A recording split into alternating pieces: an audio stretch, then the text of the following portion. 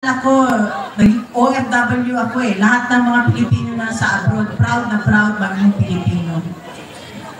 Pero ano ho ngayon ang nangyari?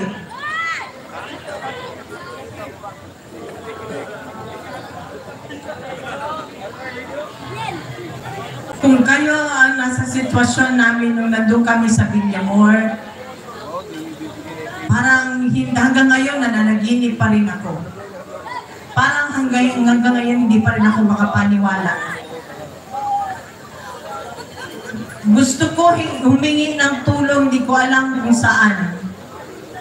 So kaya ngayon, nandito kami, nagsasalita, humingi kami ng tulong ninyo, suportahan nyo ang Duterte.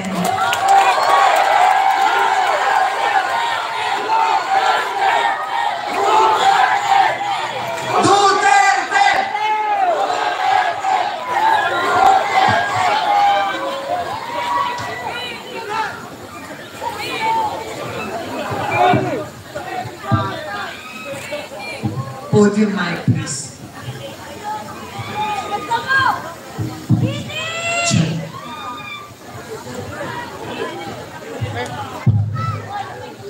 Magandang gabi sa inyong lahat. Ako si Veronica Kitty Duterte, bunsong anak ni Pangulong Rodrigo Roa Duterte.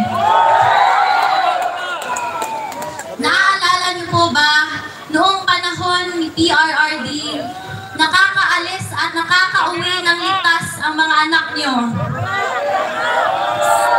Ibalik natin ang ganoong pamamahala sa bansa.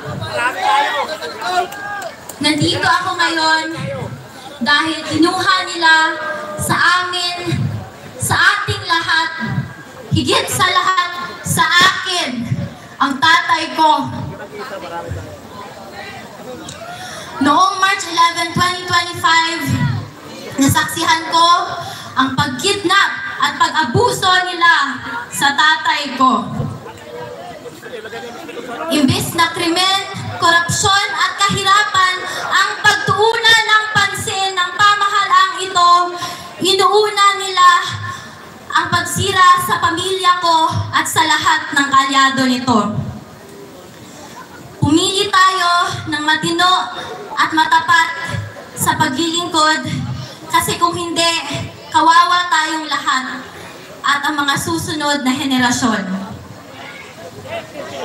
Mahalagang magkaisa tayo sa araw ng eleksyon, May 12, 2025. Supportahan natin ang PDP laban senatorial slate o mas kinikilalang Duterte.